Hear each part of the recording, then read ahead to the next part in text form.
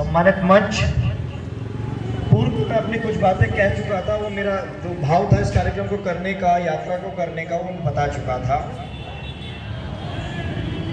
जो बात बहन जी ने कही, आदरणीय माता समान है, उन्होंने कही कि मैं ब्राह्मण समाज को भूल रहा था और दूसरी जातियों की बात कर रहा था, तो शायद मैं अपनी बात उन तक नहीं पहुंचा पाया, भाव अपना उन तक नहीं पहुंचा पाया। मंच पर या उन्होंने जितने भी पोस्टर बैनर देखे हैं उसमें शायद वो जनेश्वर मिश्र जी को नहीं देख पाई। अगर मेरा भाव न होता तो जनेश्वर मिश्र जी उसमें नहीं होते, और मेरा भाव नहीं होता तो इस मध्य प्रदेश की धरती पे पिछले 5 साल के अंदर जब से मैं पार्टी से जुड़ा हूं, जनेश्वर मिश्र जी की जयंती और पुण्यतिथि केवल एकमात्र व्यक्ति मैं हूं जो मैं बनाता हूं। ये मैं अनुभव के आधार पर कह रहा हूं, बाकी कोई जनेश्वर मिश्र जी को नहीं पहुंचता, चाहे वो मिश्रा हो, द्विवेदी हो या कोई और ब्राह्मण व्यक्ति हो। मेरी आलोचना नहीं है, लेकिन ये मैं बात बता रहा हूं कि मेरे भाव में, मेरे अंतर मन में किसी जाति के लिए घृणा नहीं है, लेकिन ये सामाजिक न्याय यात्रा है। हम संतुलन बनाना चाहते हैं। जिनकी जनसंख्या है उनको अधिकार मिलना चाहिए, वंचित नहीं रहना चाहिए। संसाधनों में उनका उचित अधिकार होना चाहिए। अगर वो संख्या के आधार पर भी वंचित रह जाएंगे तो हम उनके साथ सामाजिक न्याय नहीं कर रहे हैं। यही इस यात्रा का उद्देश्य था। इसीलिए सामाजिक न्याय यात्रा है कि जो असामाजिक एक तरीके से असंतुलन बन चुका है जातियों के नाम पे, संसाधनों के नाम पे, हम उसकी बात सब तक पहुंचा सकें। बहन जी, मेरा भी वही उद्देश्य था। और भी किसी साथी को अगर ये बात भाव मेरा लगता हूं तो उसको समझने की कोशिश करें। मैं कमजोर साबित हुआ हूँ आपको बताने के लिए, इसलिए पुनः मुझे बोलना पड़ा। दूसरी जो सबसे महत्वपूर्ण बात है, जो शुरुआत में नीरज भाई ने अपनी बात कही, राघवेंद्र भाई ने अपनी बात में बात रखी, ग्वालियर में एक कार्यक्रम हो रहा है। मैं हर व्यक्ति के पास गया, जिनके पास नहीं जा पाया फोन पे मैंने संपर्क करने की कोशिश करी और ये जिम्मेदारी देने की कोशिश करी कि ग्वालियर में जितने भी पुराने लोग हैं आप उनसे संपर्क करें, उनको बुलाएं। कुछ ने अच्छा किया, कुछ नहीं कर पाए, उनकी कुछ मजबूरियां होंगी, कुछ कारण होंगे, कोई आलोचना का विषय नहीं है। लेकिन ये आत्मचिंतन का विषय है कि मैं भोपाल से यहाँ पे किसी को कुर्सी भरने के लिए नहीं ला सकता था। लाना तो ग्वालियर वालों को ही पड़ेगा, चाहे वो पुराने हो चाहे वो नए हो।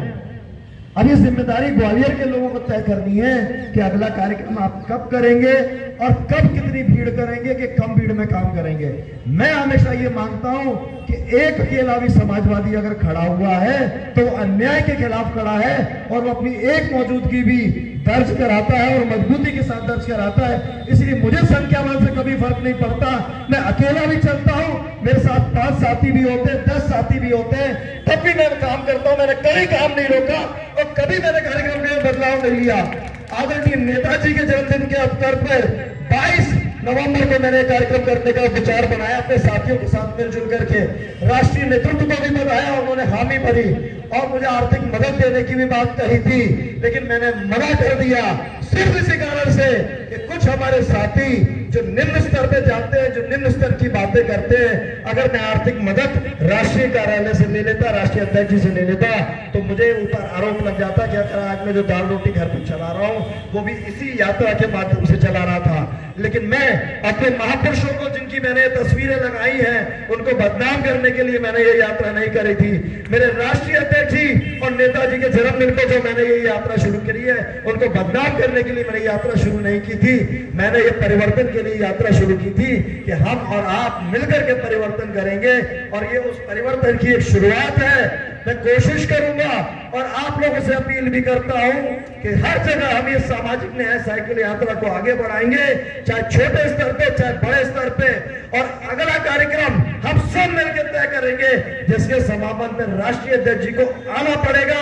हम मजबूर करेंगे कि मध्य प्रदेश में अपनी शक्ति दिखा के कि वो भी उससे आकर्षित हो और प्रभावित हो कि हाँ, मध्य प्रदेश समाजवादी पार्टी जिंदा है। जो लोहिया जी का नारा था, जिंदा कौमें 5 साल इंतजार नहीं करती, हम भी 5 साल इंतजार नहीं करेंगे।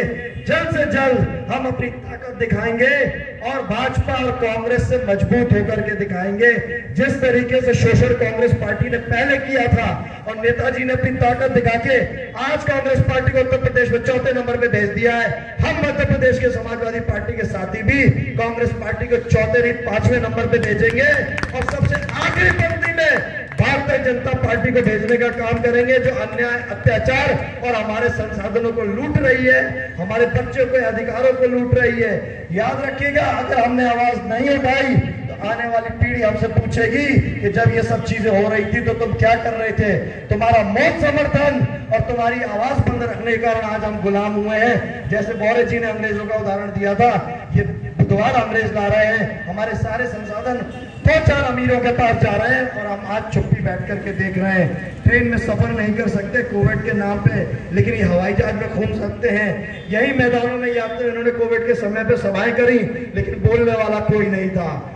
इसीलिए मैं निवेदन करता हूं, हम संख्या बल में कम हो लेकिन विरोध करने की ताकत रखे, कार्यक्रम निरंतर बनाते रहे। ग्वालियर के साथी, हमारे बुजुर्ग, हमारे सम्माननीय नेतागण, कार्यक्रम लगातार बनते रहे। हर व्यक्ति, हमारे साथ जो युवा साथी जुड़े हैं वो आपका सहयोग करेंगे, पहले भी किया है, लेकिन आप वरिष्ठों के आपस के तालमेल का प्रभाव उन पे बहुत अत्यधिक पड़ता है। वो दबाव में रहते हैं। दबाव की राजनीति मत कराइए, किसी पे दबाव मत करिए, आपस में तालमेल बनाइए। यही हमारी सामाजिक न्याय साइकिल यात्रा के समापन पे आप लोगों का सबका आशीर्वाद होगा और हमारे लिए प्रेरणा होगी। अगर इसके बाद भी ये सब चीजें चलती है तो हमें दुख होगा। इस संख्या से हमें इतना दुख नहीं होगा जितना हमें इस चीज से दुख होगा कि हमने जो कारवां आगे बढ़ाया था वो बढ़ने की जगह खत्म हो गया। तो पुनः निवेदन है कि आप हम लोगों के साथ तालमेल बनाएं, हमें आशीर्वाद दें। जो गलतियां हुई उसको छोड़ दीजिए, जो बातें हुई उन्हें भूल जाएं। हम आज नेताजी के नाम पे हमने ये यात्रा शुरू करी थी, नेताजी ने इस पार्टी को बनाया है और अब सारी बातें भूल करके पुनः ये संकल्प लें कि आज से हम एक दूसरे की बातों को भूल के, दूसरा ने पहले क्या किया क्या नहीं किया, आज 26 नवंबर से दोबारा से हम सब लोग बैठ करके अगला कार्यक्रम आप सब लोग बनाएं। मुझसे जो सहयोग होगा मैं पूरा सहयोग करने के लिए तैयार हूं, तन मन धन। मैं बहुत आर्थिक रूप में मजबूत व्यक्ति नहीं हूं, लेकिन जितना भी धन मैं दे सकता हूँ प्रयास करूंगा। आर्थिक मदद के लिए मैं कोई लालच नहीं दे रहा हूं, लेकिन सहयोग की बात कर रहा हूं। और इस यात्रा में भी मैंने कोशिश करी थी कि सब लोग की सहभागिता रखूं, तो मेरे ऊपर भी आरोप लगे कि मैं शायद चंदा ले रहा हूं। आरोप लगते रहेंगे, आरोपों से घबराने की कोई बात नहीं है, लेकिन हमें अपना मन साफ करना पड़ेगा। नेताजी और पार्टी के प्रति अपना समर्पण दिखाना पड़ेगा और समर्पित होकर काम करना पड़ेगा। तभी राघवेंद्र भाई जैसे लोग जो उत्तर प्रदेश से आते हैं ये समझ पाएंगे कि जो नेताजी ने अलग जगाई थी वो उत्तर प्रदेश से निकल के मध्य प्रदेश में भी है और मध्य प्रदेश से निकल करके पूरे देश में फैलेगी, क्योंकि हम देश के हृदय प्रदेश में रहते हैं, मध्य प्रदेश में रहते हैं। और ये देश प्रदेश जो हमारा वो हृदय प्रदेश है, दिल में धड़कता है। और दिल कमजोर हो जाएगा तो आप देख रहे हैं आजकल नौजवान भी हार्ट फेल से मर जाते हैं। तो हमें अपना दिल मजबूत रखना है, हौसले मजबूत रखने हैं और निरंतर हम काम करते रहेंगे। बहुत बहुत धन्यवाद।